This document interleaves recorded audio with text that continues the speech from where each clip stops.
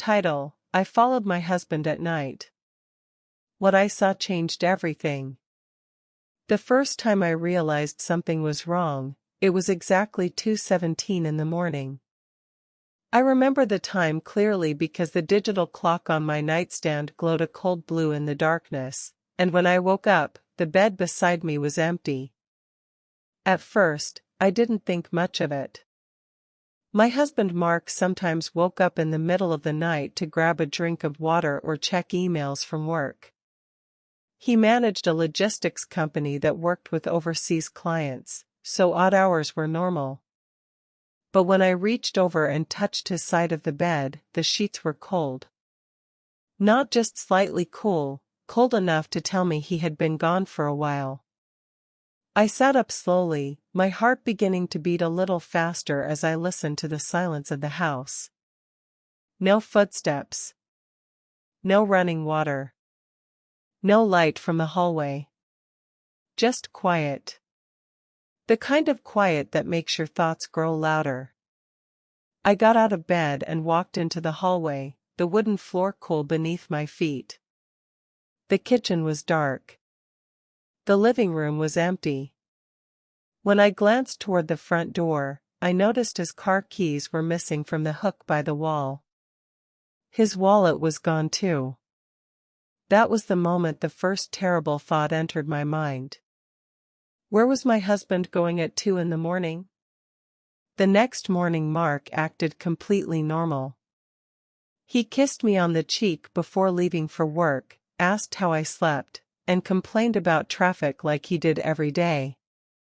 I watched him carefully, waiting for some hint that something was different, but there was nothing. He smiled, drank his coffee, and walked out the door like the man I had been married to for 5 years. I tried to convince myself I had imagined the whole thing. Maybe he had gone for a late-night drive. Maybe he had work stress. Maybe it meant nothing. But the next night it happened again. At 2:17 a.m., I woke to the subtle movement of the mattress. I kept my eyes closed and listened as Mark slowly got out of bed. He moved quietly, trying not to wake me. I heard the bedroom door open and then close again with a soft click. When I opened my eyes, the clock read 2:18. My stomach twisted with unease. By the third night, I was no longer pretending it was nothing. By the fifth night, my mind had already created 100 different explanations, most of them terrible. The worst one kept coming back again and again: another woman. It's strange how quickly doubt can grow inside a marriage. One small crack in trust, and suddenly every memory starts to look different. Every late work meeting, every phone call he took outside, every unexplained moment began replaying in my mind. Still, I said nothing. For 2 weeks, the same thing happened every night. At 2:17 a.m., Mark would quietly leave the bed and disappear into the darkness. Every morning he returned home before I woke up, acting like nothing unusual had happened. By the 15th night, I couldn't stand it anymore. When the clock reached 2:17, I lay still and listened. Mark carefully slid out of bed again. The same routine. The same quiet steps. The same soft closing of the door. This time, I waited 10 seconds before sitting up. My heart was racing so hard I thought it might echo through the house. I grabbed a jacket and hurried downstairs. When I stepped outside, his car was already pulling out of the driveway, the headlights cutting through the night. For a moment, I hesitated. A voice inside my head warned me that once I followed him, there would be no turning back. I might discover something that would destroy my marriage forever. But another voice, stronger and louder, told me I needed the truth. I got into my car and started the engine. Then I followed him. The streets were nearly empty at that hour. Our town was small, and most people were asleep long before midnight. Mark drove calmly, like someone who had driven this route many times before. I stayed several cars behind him so he wouldn't notice me. We passed the downtown area, then the gas station near the highway exit. But instead of taking the highway, he turned toward the older part of town where abandoned warehouses and old brick buildings stood like forgotten relics. My stomach tightened with dread. Why would he come here? The streetlights became fewer as we drove deeper into the area. Finally, Mark turned into the parking lot of a large brick building. I slowed down and parked across the street where he wouldn't see me. The building looked old, almost like a hospital that had been there for decades.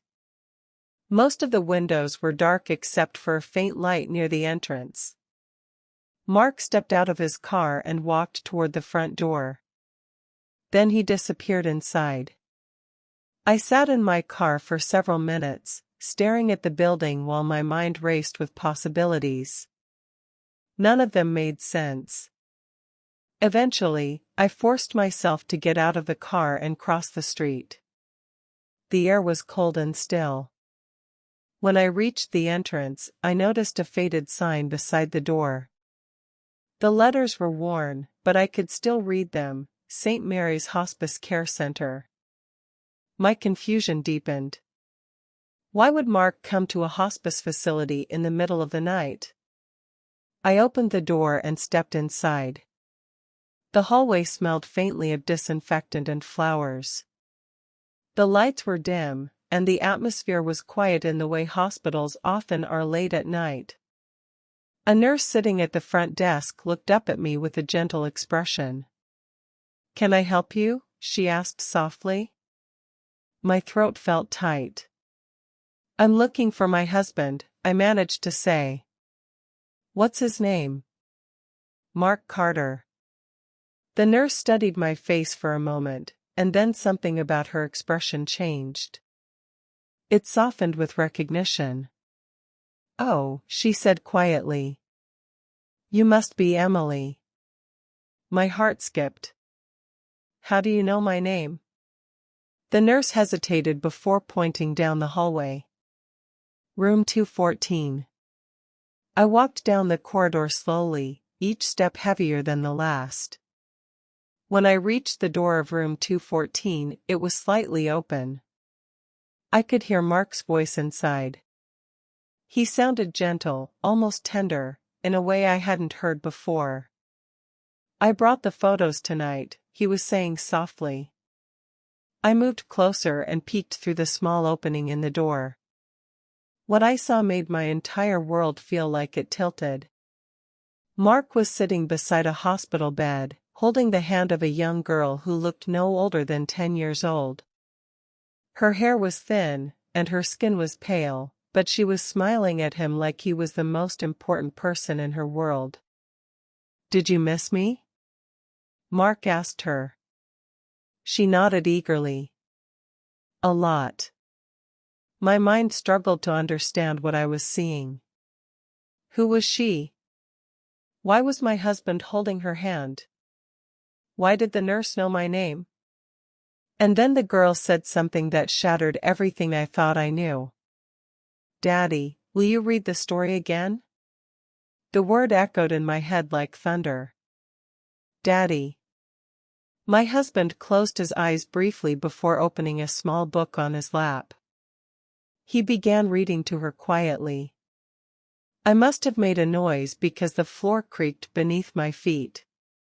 Mark looked up, and the moment he saw me, all the color drained from his face. "Emily?" he said in shock. The girl turned toward the door too. "Who is she?" she asked softly. I stepped into the room slowly, my voice barely steady enough to speak. "Mark, who is she?" Silence filled the room before he finally stood up. "This is Lily," he said quietly. My heart pounded painfully in my chest. "Why does she call you Daddy?" Tears filled his eyes. "Because she's my daughter." The words hit me like a physical blow. You have a daughter? I whispered. He nodded. Yes. My head spun with confusion. Why didn't you tell me? His voice cracked as he explained. 10 years earlier. Before he met me, he had dated a woman named Rachel for a short time. They broke up, and she moved away. He never heard from her again, until 2 months ago. She contacted him suddenly and told him Lily was his child. By the time she reached out, Lily had already been diagnosed with a rare blood disorder. The doctors said she had only months to live. Rachel had tried to handle everything alone for years because she wasn't sure Mark would want to be involved. 3 weeks before I followed him, Rachel died in a car accident, leaving Lily completely alone. Mark had been visiting her every night since then because he didn't want her to feel abandoned in the final months of her life. I looked at the fragile girl in the bed, watching us nervously. My anger and confusion melted into something else entirely, something deeper and more painful. Lily looked at me and asked quietly, "Are you mad at my dad?" The innocence in her voice broke something inside me. I shook my head slowly. No, she studied my face. Who are you? I sat carefully on the edge of the bed. I'm Emily, I said softly. She tilted her head. My dad talks about you. He says you're kind. My throat tightened as I took her small hand gently in mine. Your dad loves you very much. She smiled faintly. I know. Then she looked up at me again with hopeful eyes. Will you come visit again? I didn't hesitate. Yes. From that night on, Mark and I went together. Every evening we visited Lily at the hospice. We brought movies, board games, milkshakes, and stuffed animals. We read stories, watched cartoons, and laughed together in that quiet little room. Lily started calling me Em, and sometimes when she was sleepy, she accidentally called me Mom. Those moments made Mark squeeze my hand tightly with gratitude. Lily lived 3 more months. 3 months that changed our lives forever. On a quiet Tuesday evening, she held Mark's hand with one hand and mine with the other. She smiled weakly and whispered, I love you, Daddy. Then she looked at me. I love you too, Em.